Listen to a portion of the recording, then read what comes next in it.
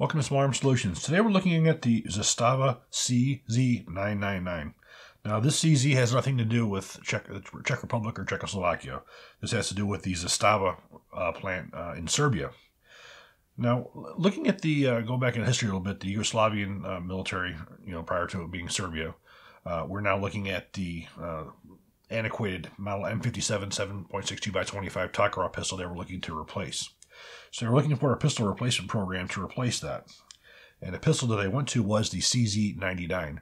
The CZ-99 was sort of a crossbreed between the SIG P226 and the Walther P88. And when you look at the two versions of the pistols we have here, basically we have the pistol style of the SIG P226 with the main part of the P88 being the safety, where you get rid of the with the P88 you combine the slide slot with the decocking lever into one lever, where on the SIG you have it in two separate levers. So that's basically what the P88 contribution was. It was basically a copy of a SIG 226. And of course they want to go to a modern chamber of 9x19 millimeter. The first pistol was shown at the 1990 SHOT Show, and there was a lot of criticisms that we're looking at that with the pistol, and the people at Zastava looked at it and they made some changes, and they were to show those changes at the show in Iwa, which is in Nuremberg, Germany, a couple months later from the SHOT Show. Well, interestingly enough, the pistol was supposed to be called the CZ-89. Well, in somebody's infinite wisdom, or whether it be a Friday or a Monday morning or whatever, they misstamped the pistol. Instead of CZ-89, it was CZ-99. Well, unfortunately, it was more trouble to try to change it to the original CZ-89 than it was a CZ-99, so that pretty much stuck. We're going to take a close look at the comparison between the CZ-999 and the SIG P226. Now, the first thing I really want to talk about with the CZ-999 or CZ-99 was you don't necessarily have to have precision machining and that type of precision quality to have a combat reliable pistol. You don't have to have the precision fit and finish to have an accurate pistol. When you look at what the CZ-999 is compared to the SIG, you're seeing a version of the pistol that is, I would say, a little bit more crude, not as finely refined, doesn't have some of the bells and whistles, doesn't have some of the attention to detail that you may see, but where it counts in the action, you have two pistols that are probably quite comparable in reliability and durability. Quite frankly, looking at the design, it's the exact same design mechanically, as long as the mechanics are the same for as far as the way it locks, unlocks, and springs and so forth. Everything else is lipstick and rouge. But when you look at the CZ-999, you're looking at a pistol that's about half the cost of the SIG, which you probably have every bit of durability and reliability, and you have a lot of nice features. So first of all, we're going to take a look at the two pistols. Now the P226 we have here is a Mark 25, so this is a little bit more of an advanced one. Obviously, what we're comparing the CZ-999 to is one that would be comparable, which would not have the 1913 rail and would not have the threaded barrel. So if we discard these two and we do a more thorough comparison. So if we look at the frames, we're looking at the identical kind of frames. Looking at the slide, these are both stainless steel slides, one piece. You both have the same type of Browning linkless short recoil locking mechanism. External hammers. This is where the P88 comes into it. Where you see on the SIG we have a decocker and a slide release. This one here works as both a slide release and the decocking lever. Same kind of disassembling latch release lever. But what we do have with the CZ, or the Zastava, is ambidextrous decock and slide lock. You said we have here. We'll see the disassembling latch lever, which is identical. We look at the sculpture; it looks a little bit different. This is a little more of the earlier SIG look. Magazines.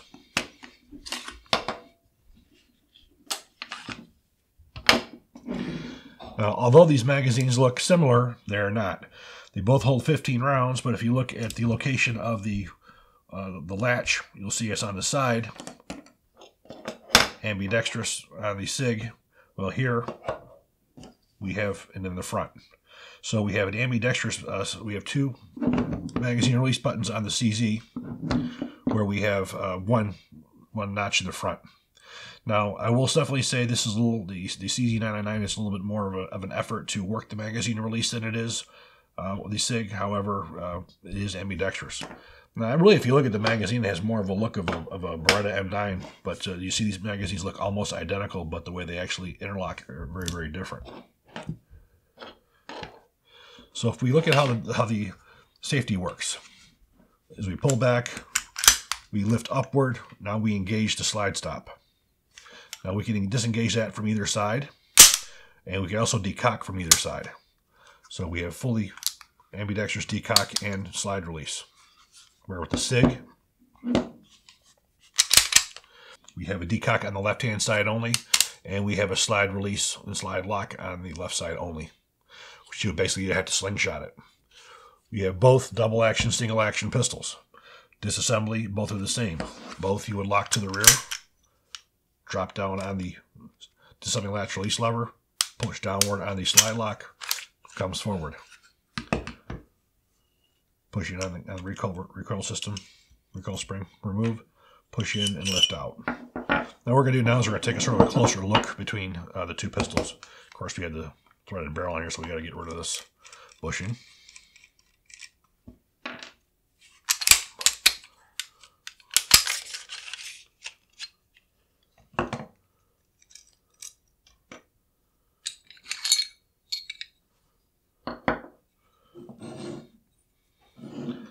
So there we have it. Now we take a look at all these parts. Look pretty similar, don't they?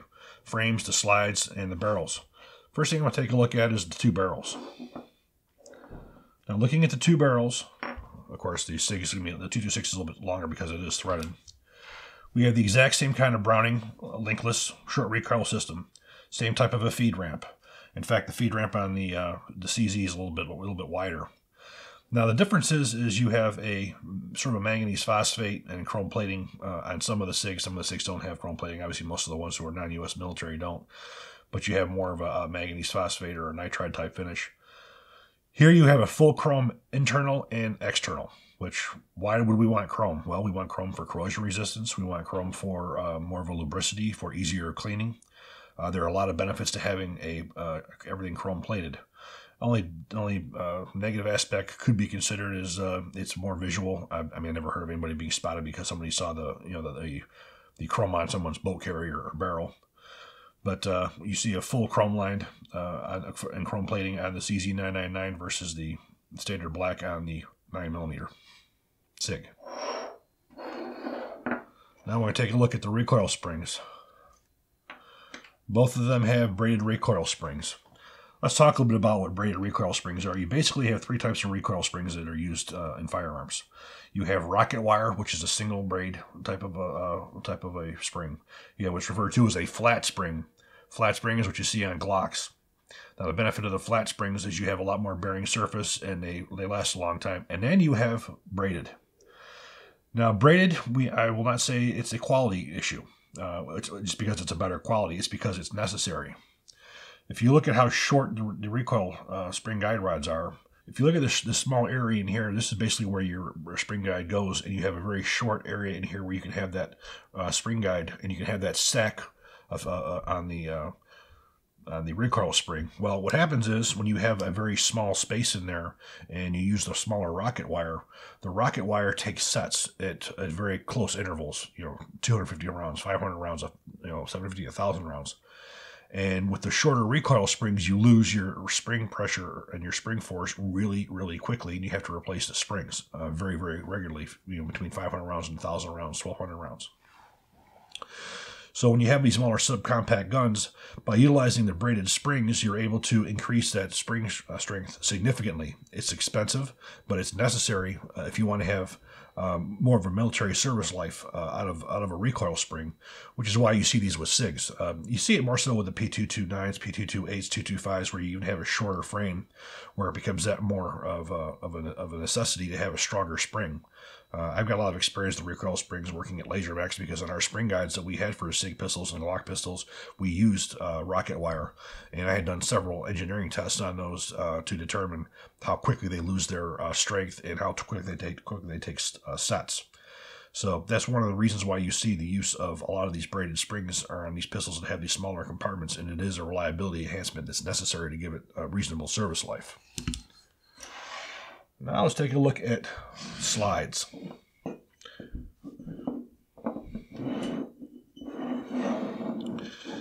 Now, just by looking at the inside of the slides, it's very clear to see which one is which. You see the precision machining, the polishing, no tool marks, as smooth as can be. This is the SIG. Now we look over at the CZ-999. We see much more crude machining. We still see the important firing pin blocks. Instead of having material covering the extractor, we see the extractor, which is more of a 1911 type relief spring or spring type extractor on here. We have polished, lots of money. We have crude, less money. But when we look at reliability between the two of them, we don't see any difference. Because mechanically, that firing pin spring is the same. That firing pin retainer is the same. The way the barrels lock into place is the same. Lock-up punch are the same. As long as you have your geometries properly, so your slide and your barrels are locking at the same point, at the proper points, and you have the proper recoil springs, you have the same degree of reliability without the lipstick and rouge and the polishing that's necessary, and without the cost. So for a military that's not like the United States, where we have lots of money, they can manufacture a pistol just as good as what we have. Not as nice, not as aesthetically pleasing, not as much of a machine work of art, but they can make one that'll be just as durable and just as reliable. Now, as we see with the CZ-999, just like with the SIG we have here, this is a modern SIG. This has the one-piece stainless steel slide versus the two-piece where you had the rolled sheet metal with the insert. This also is modern, like we have now with the one piece. Now we take a look at the frames. The frames, as you can see in design, are nearly identical. The main difference that we're going to be seeing in these frames is we have the P88 style decocker slide stop of the CZ-999 versus the SIG, which has just on the left side only. We still see external hammers. We have double strike capability. But again, the machining is certainly, it's not third world by no means on the CZ. I'm not saying that at all. But it is not the fit and polish what we come to expect on SIGs. And for the most part, for the reliability and durability, these two are sort of irrelevant for as far as the polishing and whatnot. Does it feel as good when you pull the slide back on the CZ as you do on the SIG? No. Do you feel more of a versus the smooth as you do on the SIG? Yeah. But pretty much identical. Now, when we look at the CZ-999, I only really found one thing that was sort of deficient on here, and it really, even at that point, it wasn't deficient. We have the lever spring that is attached to the lever, and that goes in, and we can probably even see that spring. We can see the spring right here. Well, as that spring goes into the hole, into the frame, it's longer, and that's engaging the trigger bar. So when you hear that, that's why you're hearing that click on here. Where with the SIG, we don't hear that. Now, of course, all that takes is me taking that spring out and filing that down a little bit and getting rid of some of that excessive length. But when you look at the fit and finish, I mean, that's sort of the kind of thing that you may deal with, is a little bit of clicking like that. It has no effect on the accuracy of the pistol or the reliability of the pistol. So we have another benefit we have on the CZ-999 that we don't have on the SIG, which is a live cartridge indicator. Now, on the SIGs, you do have the extractor that may stick out on the side, and sometimes you can feel it. The earlier models, you had nothing. On the CZ, on the other hand, if there is a round in the chamber, we have a pin that's going to stick up, as we see right here on the top of the slide. We'll be able to visually see that, or run your finger across and feel it. You will know if there's a round in the chamber. There was another version of this as well. You had the CZ-999S, which had a slide-mounted safety. You still had the decocker, but you did have a safety on the slide. So looking at some of the statistics on here for as far as specifications. We're a caliber 9x19, aluminum alloy frame, anodized black slide. You have a steel with a blued finish on it, one-piece slide. The barrel is 4.25 inches, chrome plated inside and out. Sights 3-dot. Action short recoil, linkless. Trigger single action, double action. Now the single action trigger pull on this particular pistol was 4 3/4 pounds. Double action was 11 pounds. The only thing that we heard that was out of the ordinary was that click. Weight, 2.03 pounds. Height, 5.51 inches. Overall length, 7.8 inches. Featuring, as we said, we have a loaded cartridge indicator. We have the P88 decock with slide stop, all in one lever. We have ambidextrous magazine release. Now there's a couple different ways the CZ-999 does come into the country. We have it a matte chrome slide with a black anodized frame. We have a chrome slide with a black anodized frame. We have the blue version, which you see right here. So then we're going to go down, we're going to go to the range, we're going to see how the sucker shoots.